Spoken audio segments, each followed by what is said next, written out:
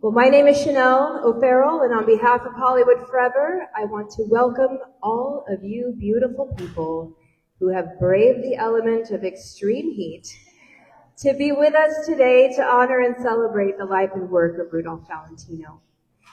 And of course, today we are also commemorating the 100th anniversary of his death.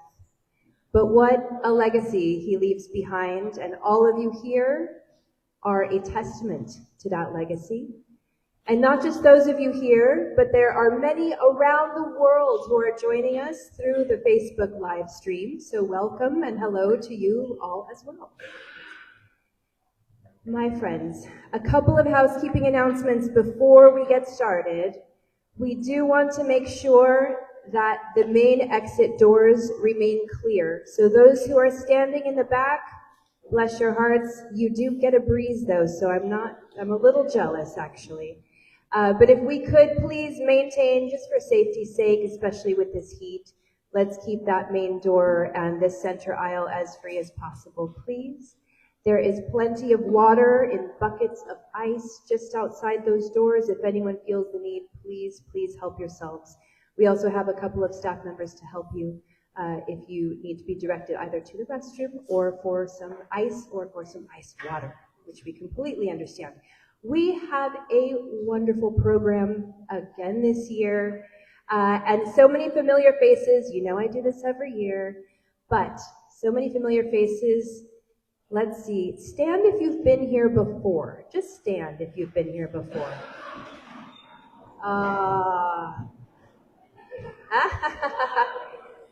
Welcome back to all of you. And I know if we started to say, who's been here 10 times, who's been here 20 times, we'd still have quite a few people standing in the room. Thank you so much. Take your seats. Thank you for supporting this event so beautifully throughout the years.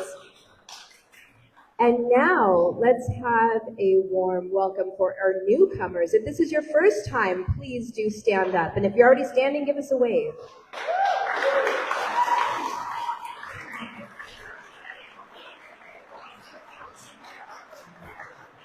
We are delighted to have all of you here. Thank you so much for continuing to support Valentino, but also this event that we're so proud and privileged to be a part of.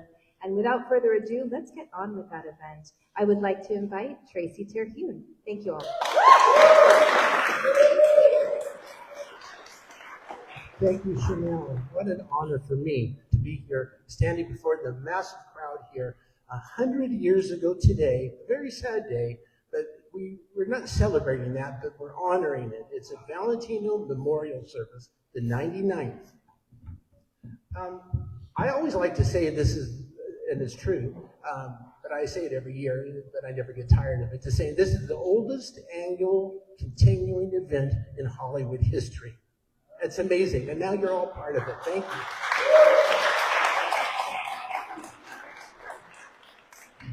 I'd like to acknowledge people who've passed on that have been an important part of the Valentino Memorial, and we got kind of a stun shock last month when someone who was so dear to the Valentino community, she wrote the book Dark Lover.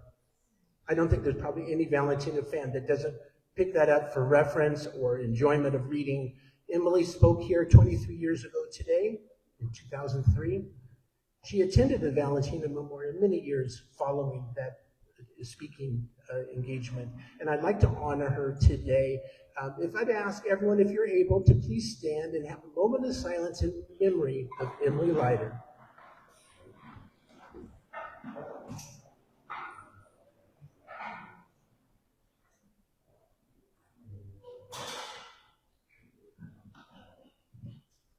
Thank you. Please be seated. To start off our program, because tonight we're showing the Son of the Sheep, I hope everyone is here will join us. Doors open at 5 o'clock, free refreshments, and we have some vintage displays there for you. And Daniel will be playing in the lobby there. And so to promote that and to honor the 100th anniversary of that film, we're showing the restored version of the Son of the Sheep trailer, which is, for people not in Hollywood, a trailer is a coming attraction that they show in theaters.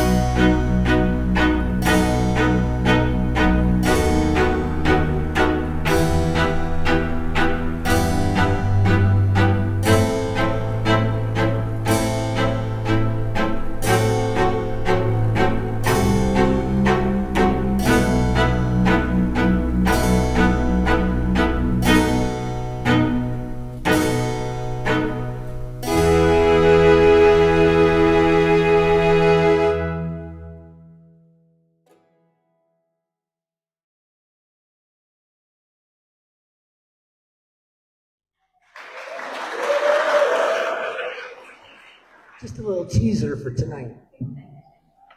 Now for something that we do every year is read the poetry of daydreams. And this year, Allison Francis is going to return, and she selected 2 of the poems from Daydreams. So please welcome Allison Francis.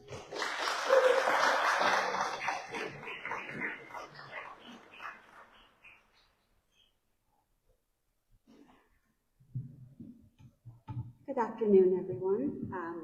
Just as a personal thing, I've been reading Daydreams for several years now, and I wanted to dedicate the reading of these 2 poems, besides to our dear Valentino, who we're celebrating today, but also to my uncle who had passed away in January, and he was the man who first took me to the Valentino Memorial in 1996 and helped me with my love of film and especially silent film. And I was able to bring him several times when I was actually performing at the memorial. So I just wanted to dedicate my reading to Valentino and to my Uncle George. Thank you. I will be reading from Valentino's personal copy of his book, Daydreams.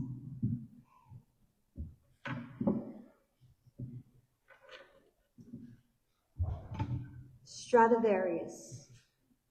If power were only given me to paint the tone picture that rises from the soul of that sanctuary of sound, your violin, where would I find pigment worthy of such a use, save in the fleeting splendor of some sky, where a brush, save in a snowy feather from the shining wing of an archangel, where the canvas, save across the dream memory of one who heard and was blessed by the hearing.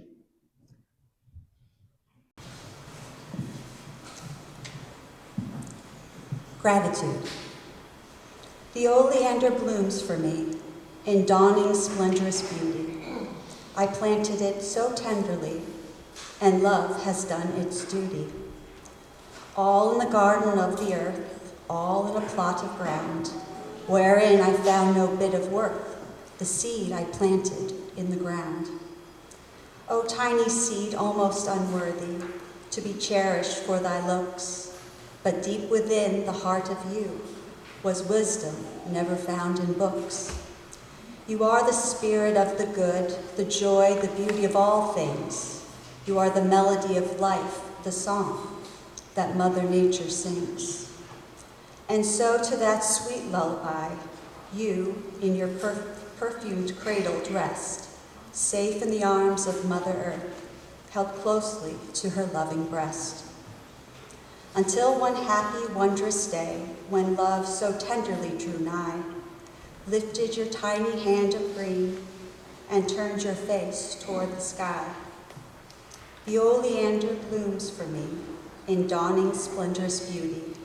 I planted it so tenderly, and love has done its duty. Thank you.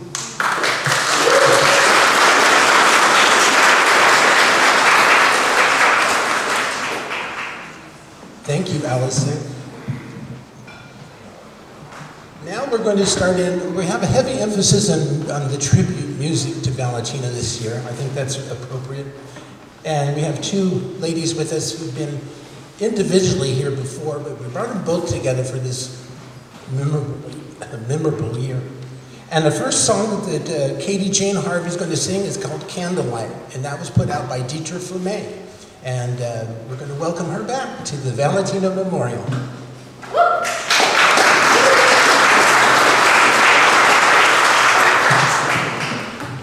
Good afternoon.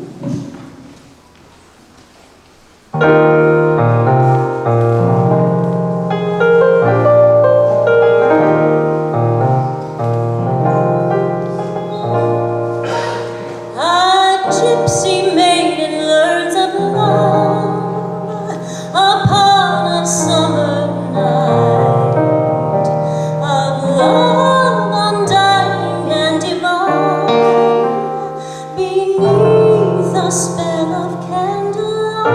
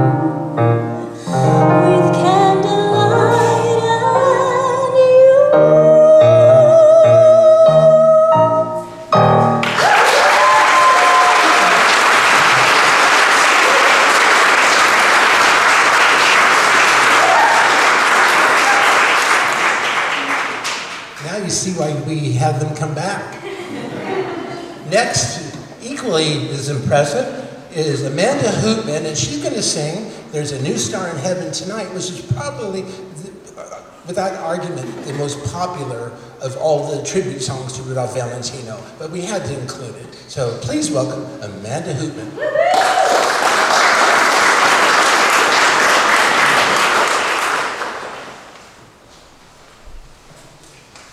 They get their music together.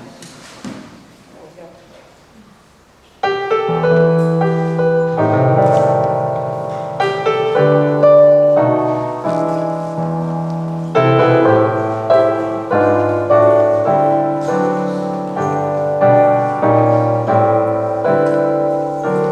Stars may come and stars may go, up there in that starry space. But when one falls, God always comes, a star to take his place. There's a new star in heaven tonight that will never fade from our sight. There's a new star at home in that far starry dome, shining down on his loved ones tonight. There's a voice singing, lead, kindly light,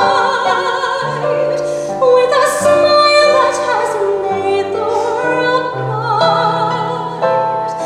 Valentino, goodbye, but way up in the sky, there's a new star in heaven tonight.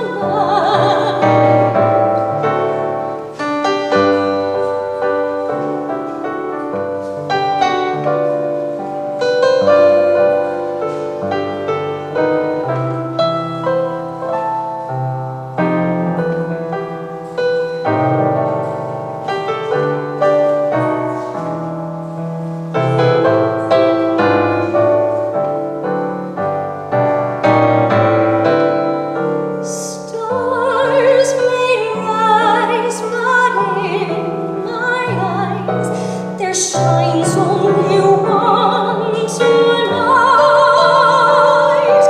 A jewel rare, God wanted there within his crown of light. There's a new star in heaven tonight that will never fade from our sight. There's a new star at home in that far starry dome, shining down on his loved ones tonight. There's a voice singing, lead, kindly light, with a smile that has made the world bright. Valentino, goodbye, but way up in the sky, there's a new star in heaven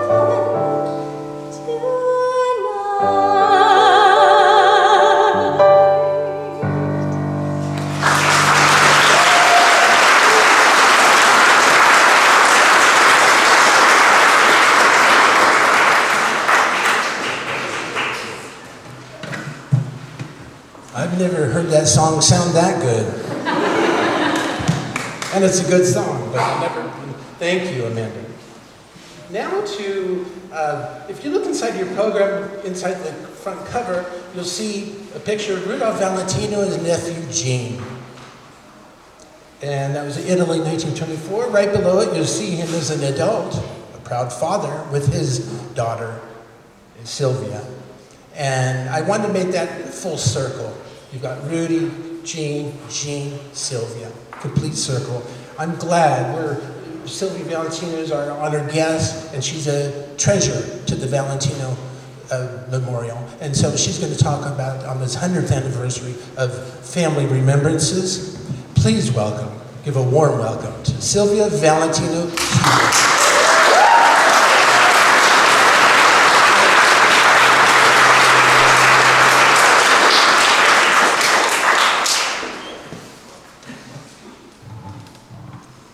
Being Italian and being a music lover, this is very emotional. Well, greetings. I am just overwhelmed at the turnout that this has brought. To think 100 years we're all able to gather together for our own reasons, our love of Valentino, but from the family, I will give you a little insight. First of all, I can't go without thanking Tracy and all the people that you use to put this all together. It is a tremendous memory and something we'll all take home with us today. Thank you. Now, I'm going to talk loud, and one friend said, Sylvia, make sure you talk loud, you talk slow, and so I said, talking loud is not a problem. I do it all the time. So, we'd like to tell you a big thank you from the Valentino family, and he was such a great actor, but what my memories lately have been is going back 50 years ago. As one of the direct descendants of Rudolph Valentino, I got the honor to attend an evening reception in 1976 that the Academy of Motion Pictures, headed by William Self, put on for the descendants that were alive. I was with my loved ones who are no longer with us. There was my grandfather, Alberto Guglielmi Valentino, Rudy's 3-year older brother. There was my father, Gene, who passed away in 1996. He was his only nephew. And his only niece, Gabriella. She was the redheaded daughter from his younger sister, Maria.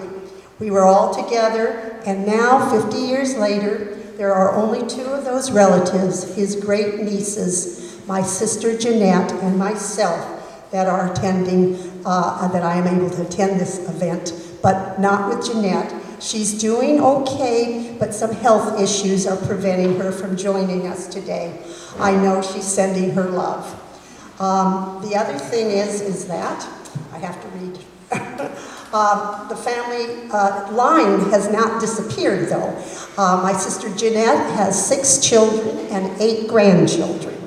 And then I have 3 children, 2 of them being here today, Laura, Diane, her husband Dave, and my son is in Europe, so he is having a good time, but he's remembering.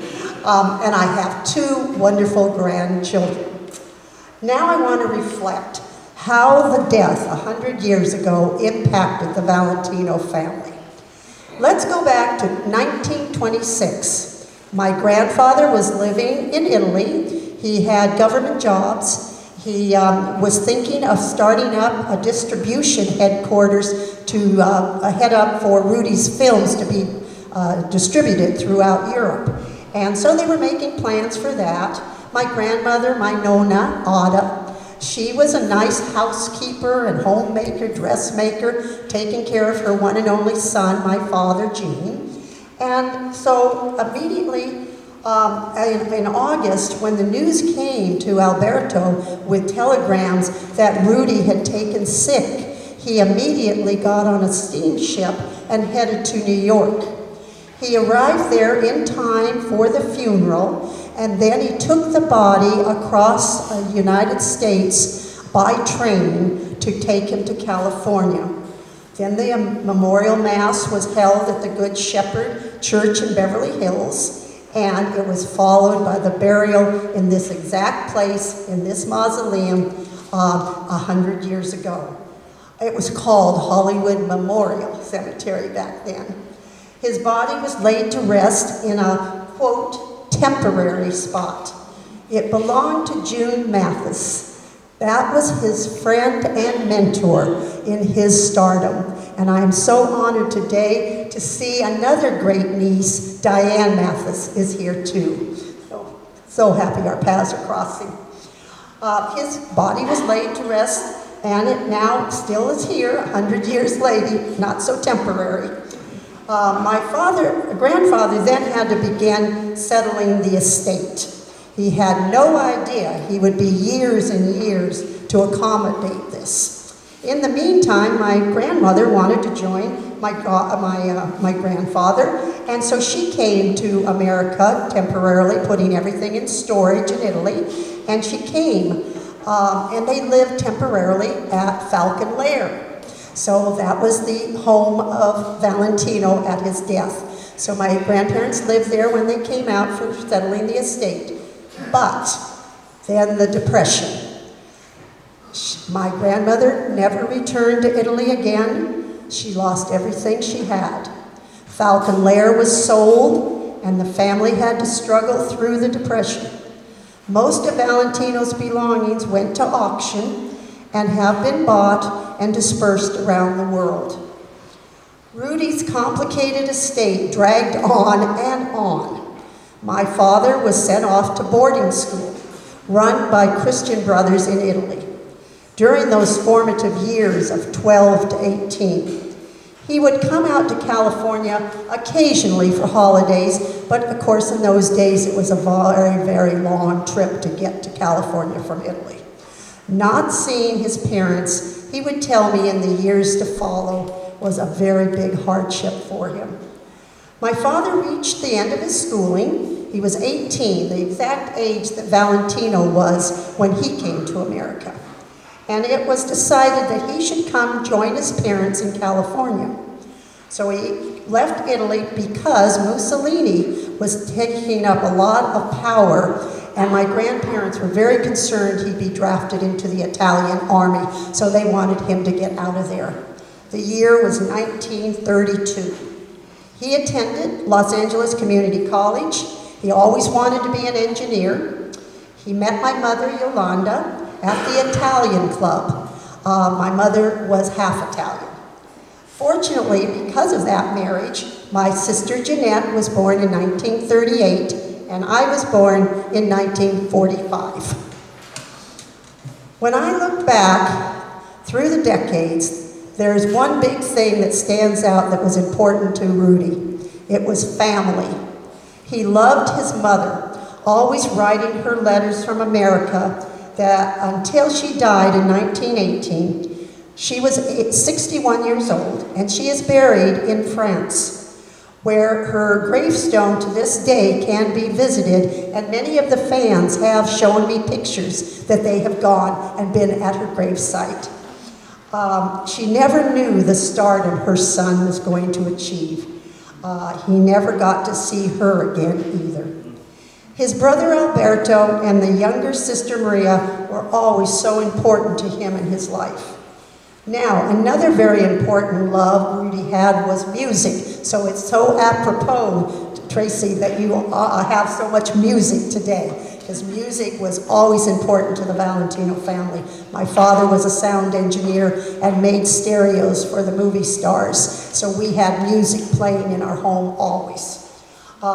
The love of music is being carried on by one of the descendants of the Valentino.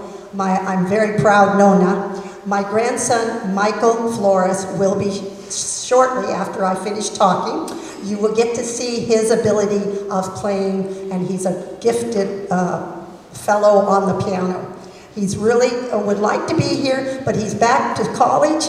He's at the University of Mississippi in the School of Music, and he's studying piano, of course. I know we're all very excited, so let's get this show going. You have lots of things that's on the program that I can't wait to see. So I will close with this thought. Rudolph Valentino changed our family name, not Guglielmi, but Valentino. His death changed where our family would make their homes and their lives. And so many fans around the world continue to admire him. But for our family, August 23rd, 1926 marks the day We lost a beloved brother and a very special uncle. Rest in peace, Uncle Rudy. Now for Michael Foltz.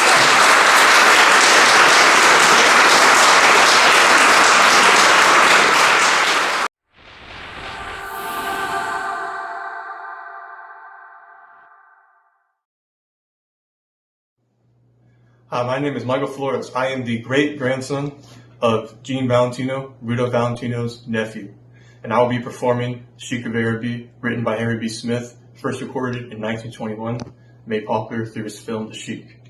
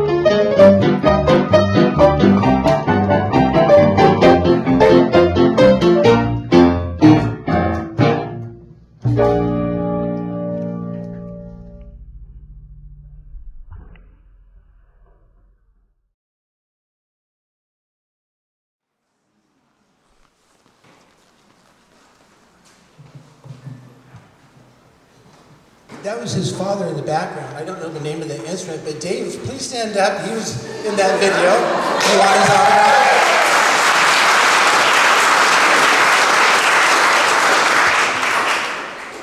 Michael had appeared here, I think it was about 3 years ago, and he was here playing the piano and brought down the house.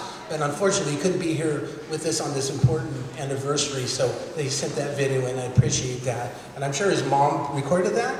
Yes, thank you. Next on our program here is someone who's highly respected in the silent community. He's the retired from the Academy of Motion Pictures of Arts and Sciences, vice president of the Library of Archives, and he was the founder, 40 years ago, I believe, this year, of the Silent Society. If you're a fan of silent films, you've been to one of Randy's presentations. They're at the Hollywood Heritage, they're in the Silence Under the Stars, he's everywhere.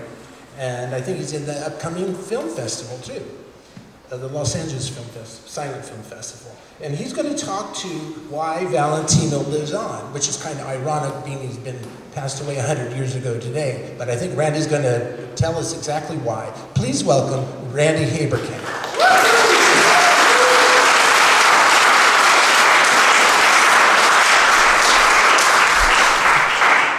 It's an honor to be here today, and the question that I pose this day, 100 years after his death, is why is it that Valentino lives on? There have been hundreds of movie stars, dozens of legends, and yet Valentino is a unique icon. I hope you'll bear with me as I revisit the all too brief years of his stardom, which most of you are very familiar with, but I want to give context to who Valentino was in order to reevaluate why and how we see him today. Born in 1895 in Italy, he eventually immigrated to the U.S. and performed in theaters and cabaret. In 1919, at the age of 24, he appeared in Eyes of Youth in a cameo role that caught the eye of production executive and screenwriter June Mathis. June Mathis was convinced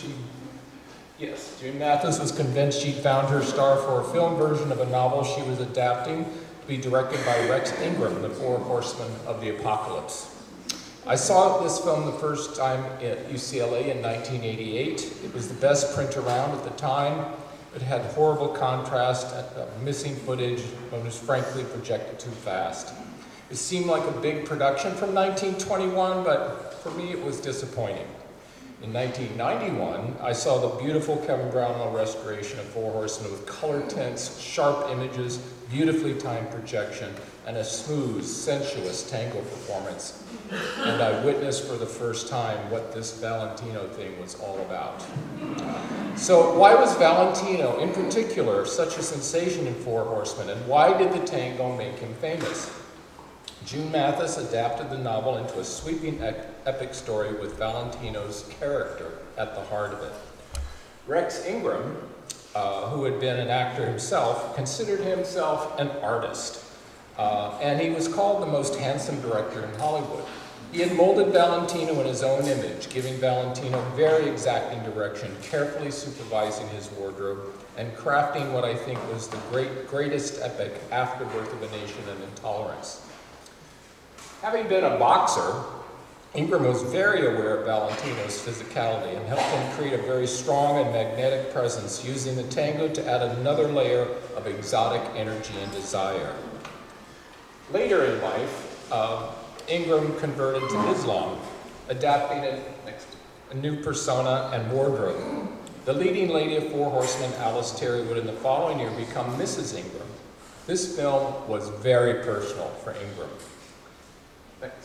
In short, I think both June Mathis and Rex Ingram were molding Valentino into their own fantasy, and with the help of cinematographer John Seiss, gave Valentino the starring role and box office smash beyond his expectations. It was the top box office hit of the year and one of the most successful films of the silent era. When Valentino gave his best performance and was only 25 when it came out. As he turned 26, he, Mathis, Ingram, and Terry made The Conquering Power, released in July 1921, and by the end of it, Ingram became dismissive of Valentino, and Valentino wanted to move on. June Mathis, however, was loyal to Valentino and written an adaptation of Camille for another Metro star, Ala Nazimova. And Valentino joined that film. There he met the film's wonderfully esoteric designer, the very confident Natasha Romova.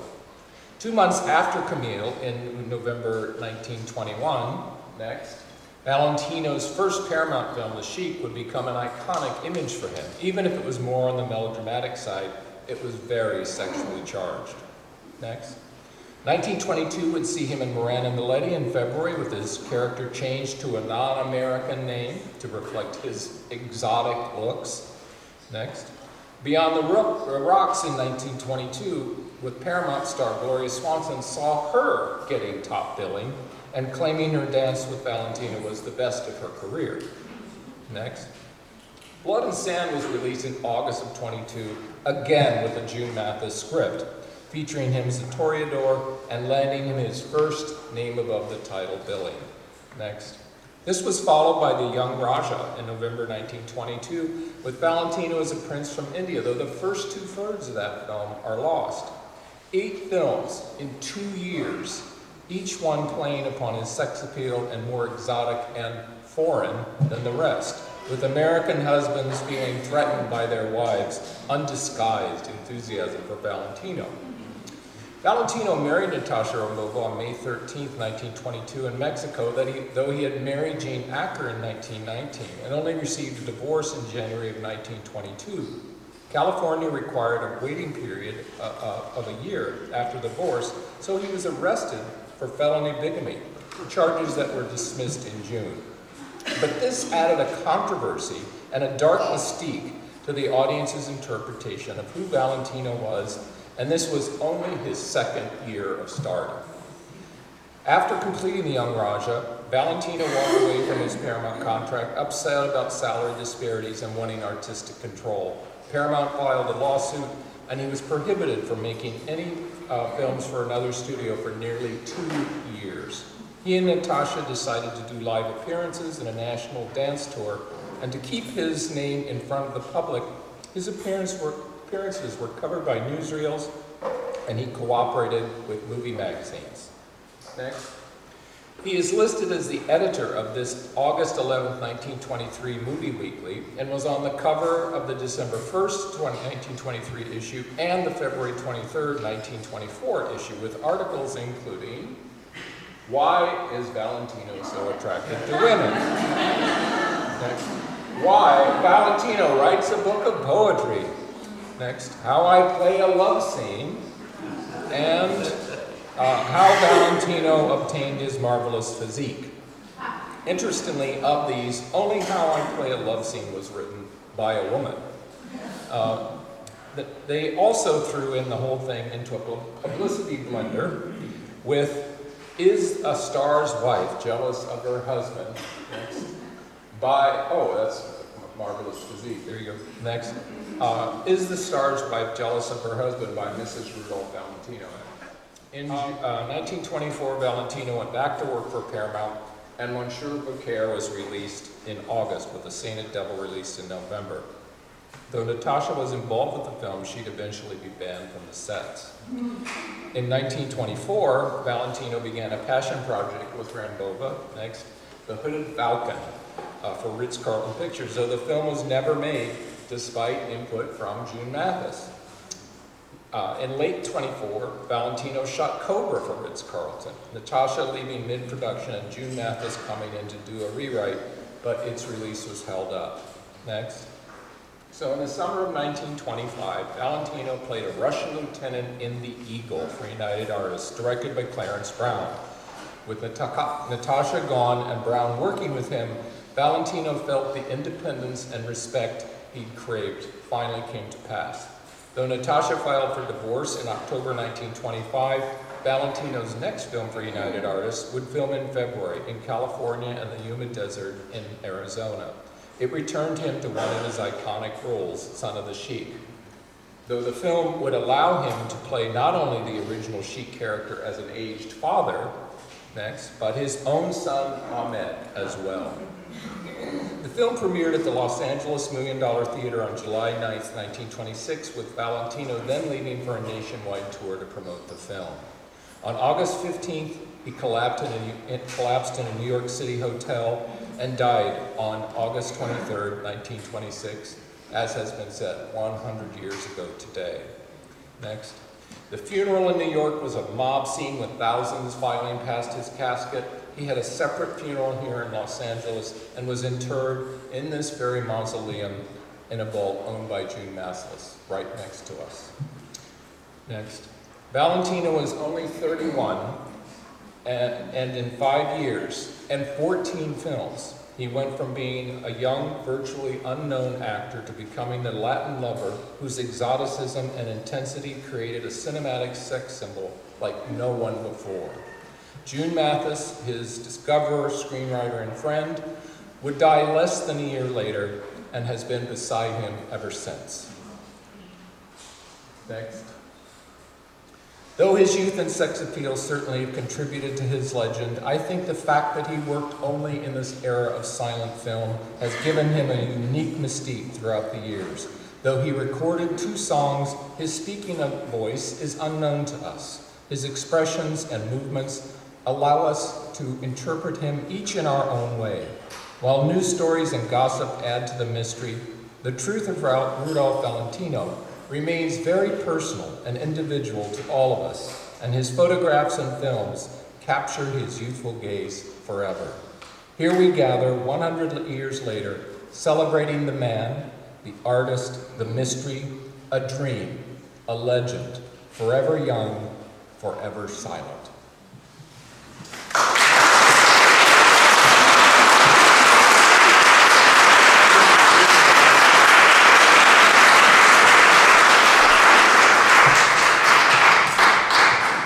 Hello again. I'm going to sing a couple more songs for you. This song is copyrighted 1926. Words by Humbert Pelosi, music by Charles Barrett, and it's called He Loved, He Danced, He Tangoed.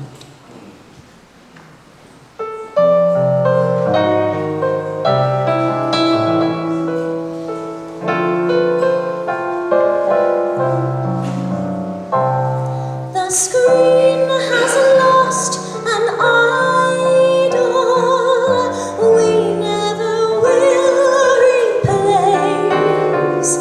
To reach his aim, to fortune and fame, many hardships he had to face. But now his soul is peaceful, and the lights of joy are low. The world has lost a lover, unwilling he had to go. He loved, he danced, he tangoed into our hearts one day. His loving charms thrilled everyone till his master called him away. Although he's gone forever, we love him just the same. For Valentino's memory with us shall always remain.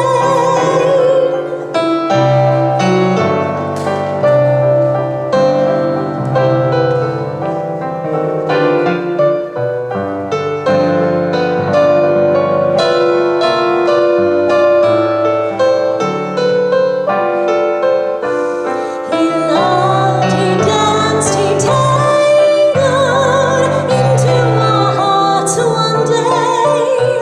His loving charms thrilled everyone till his master called him away. Although he's gone forever, we love him just the same. For Valentino's memory with us shall always remain.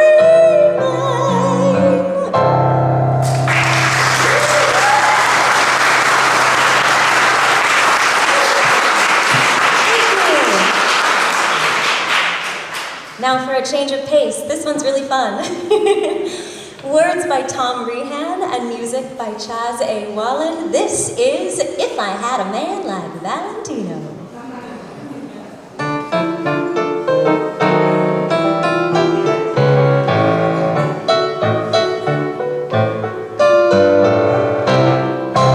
Folks all said Luella Jane was a trifle on the wane, 'cause she had a beau.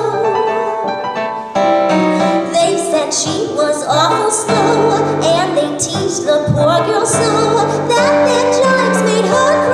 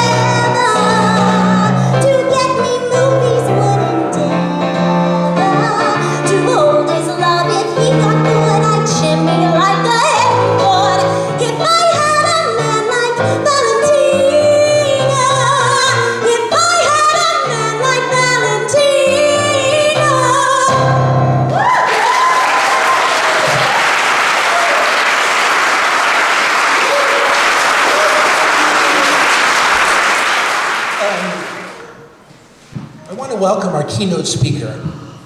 I've been trying to get her for a couple of years now. Is there a doctor in the house?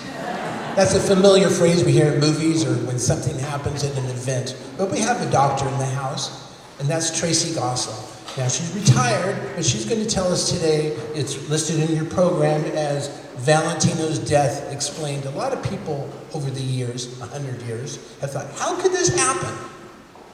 How did this happen? He had money, he had fame, the best doctor. How could this happen? Tracy Gossel is going to tell us how it happened. Now, being a doctor isn't her only accomplishment. She wrote the very wonderful book on Douglas Fairbanks. We just heard his name mentioned in that Valentino song, called The First King of Hollywood. And if you haven't read it, I recommend it.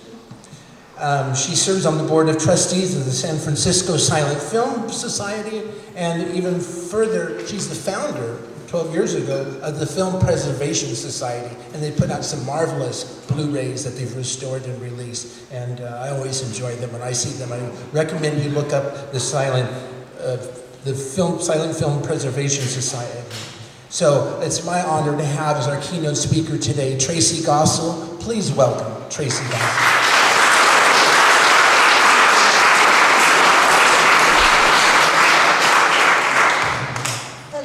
I fear that I'm going to be the most memorable and absolutely the least popular talk today, apart from having to follow that wonderful kid playing on the piano. Sylvia, oh my God. I almost said to Jeffrey, I think I hear my mother calling, and ran out because I just can't follow that. All righty. Everybody has stories in biographies and articles of how Valentino died. Better? Thank you. And nobody ever thinks to ask a doctor. It drives me nuts. Every biography of anybody, they never ask a doctor. But I'm telling you, Rudolph Valentino lives on not only in our memories and in silent film history, he lives on in medical history. If you were doing a surgical residency, you would be taught the Valentino appendix. So let me explain. Can I pull this thing out? Bless you. Next slide. Rudolph Valentino was 31 years old, and he was experiencing epigastric pain.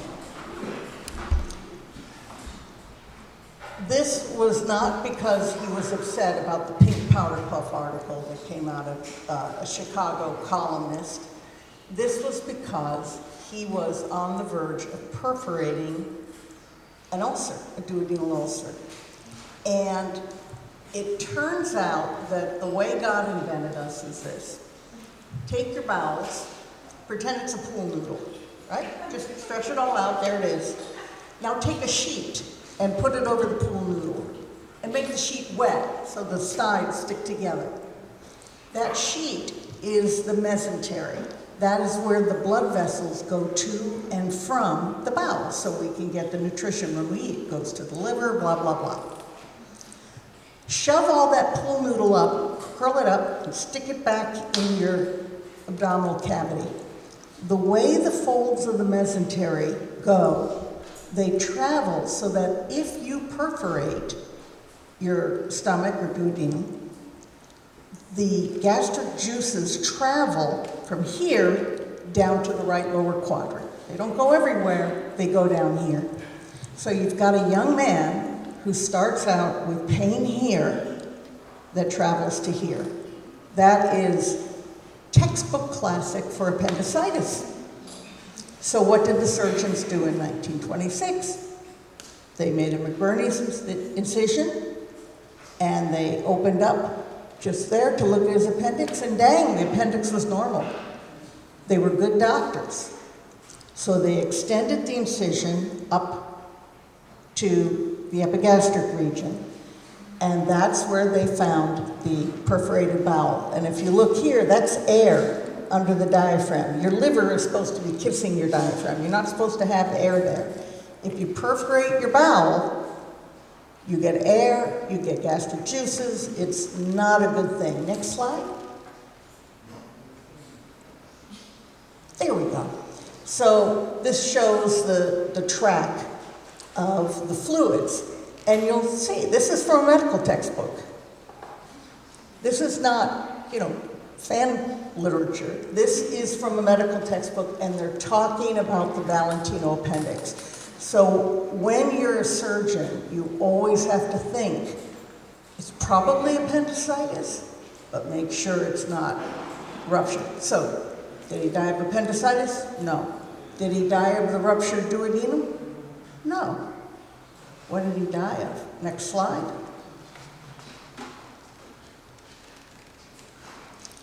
The bacteria got into his blood. Now that can do a couple of things to you. One is you can get septic and die quickly right away. That's not what happened. The bacteria went through his bloodstream and it glommed onto the valves in his heart. And this is 1926. We have not discovered penicillin yet.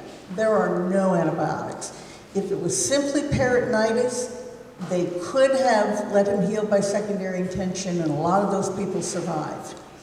But once you have endocarditis, and they knew he had the classic lesions that you see with acute bacterial endocarditis. And by the way, Wallace Reed, if any of you are a fan, died of chronic bacterial endocarditis from shooting up too much heroin. And we see that all the time. But acute bacterial endocarditis was a consequence of the ruptured ulcer. The ruptured ulcer was a consequence of Helicobacter pylori. It's not because he was stressed, it's not because he was miserable. He was stressed and miserable when something bad news, then his stomach would hurt worse because he had the ulcer, but the ulcer was because of Helicobacter. And that could have been cured possibly with some Pepto-Bismol in those days, but they didn't have. They didn't even know about Helicobacter until the late 1980s as a cause. So this man died at 31 years old because of a bacterial infection that got to his stomach, that perforated his bowel, that went down the mesentery, the right lower quadrant, thus giving the Valentino appendix for the next 100 years that surgeons would teach, that then seeded his bloodstream and got on the valves of his heart. And that's heartbreaking. But that's the truth of how Valentino died. And I'm sorry if I grossed anybody out. Thank you.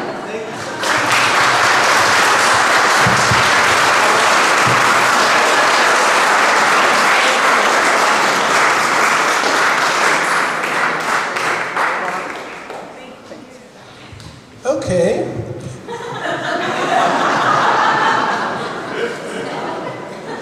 We now to follow up with Tracy's presentation, a look back of after he passed away, the solemn occasion of going home, which is where we are today.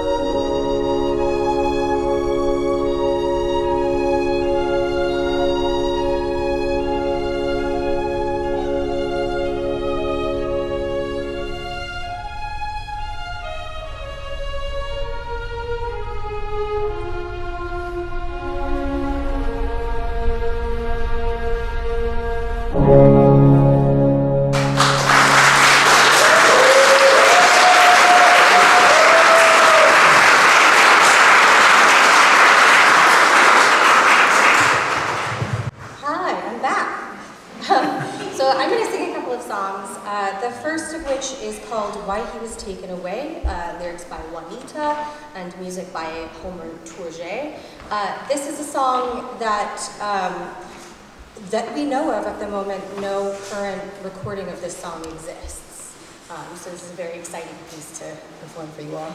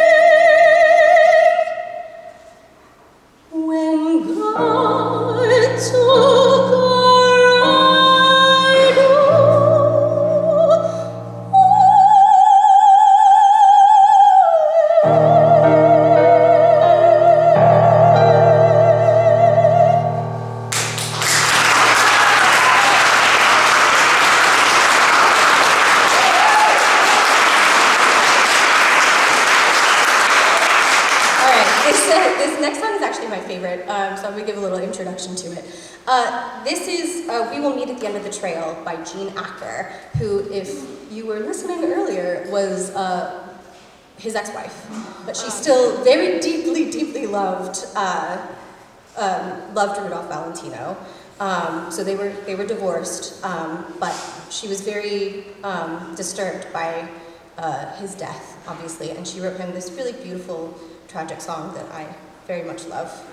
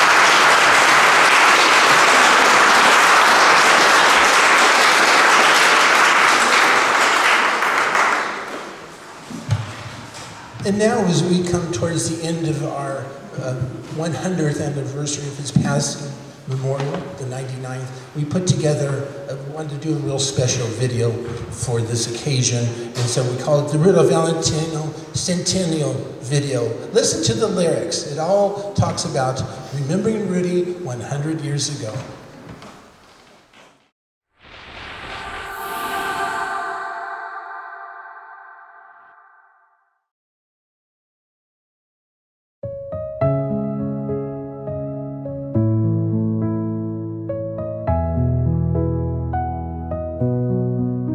It's been 100 years since you left the stage, but your spirit still lingers through every age.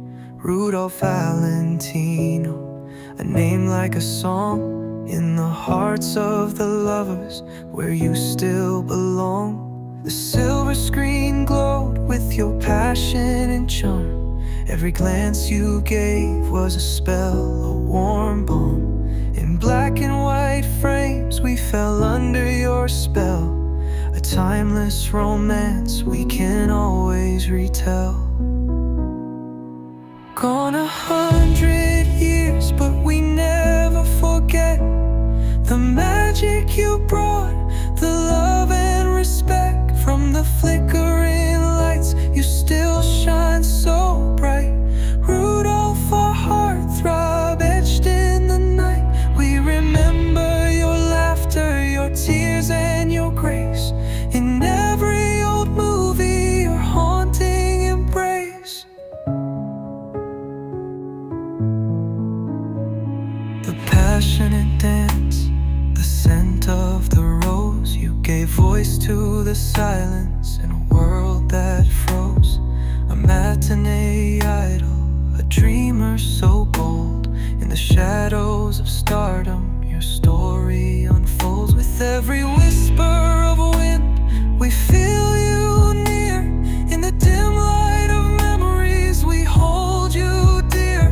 You painted our nights with the colors of love, a heart full of dreams like stars up above. Gone 100 years, but we never forget the magic you brought, the love and respect. From the flickering lights, you still shine so bright. Rudolph, our heartthrob, etched in the night. We remember your laughter, your tears and your grace. In every old movie, your haunting embrace. How the world weeps for the genius you were. Each role that you played, every smile, every stir. A silent film star, but your heart spoke so loud. You brought hope to the lost, you made us all proud. With a love that transcends, we gather around to relive those moments where true love is found. Through the silver screen's glow, you taught us to feel that love's not forgotten, it's always for real. Your legacy shines in every tear that we shed. For 100 more years, your spirit will tread. So we raise up our glass in this nostalgic toast to the man we remember, the one we cherish most. So here's to you, Rudolph, forever you'll be a beacon of romance for the world to see. In our hearts, in our souls, you'll never be gone. And in every old film, your light carries on.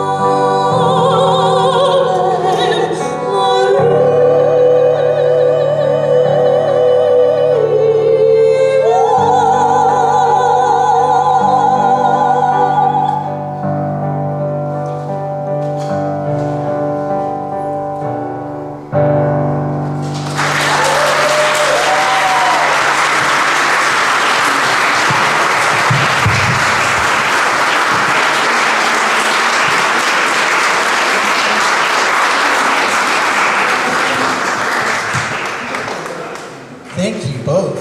I don't think I've ever heard that song as beautiful as that.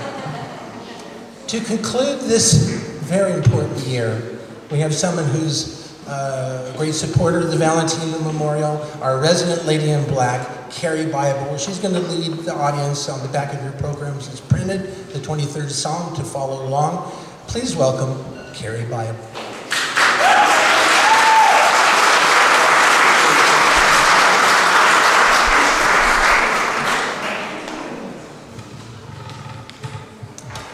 The Lord is my shepherd, I shall not want. He maketh me to lie down in green pastures. He leadeth me beside the still waters. He restoreth my soul. He leadeth me in the paths of righteousness for his name's sake. Yea, though I walk through the valley of the shadow of death, I will fear no evil, for thou art with me. Thy rod and thy staff, they comfort me. Thou preparest a table before me in the presence of mine enemies. Thou anointest my head with oil. My cup runneth over. Surely goodness and mercy shall follow me all the days of my life, and I will dwell in the house of the Lord forever.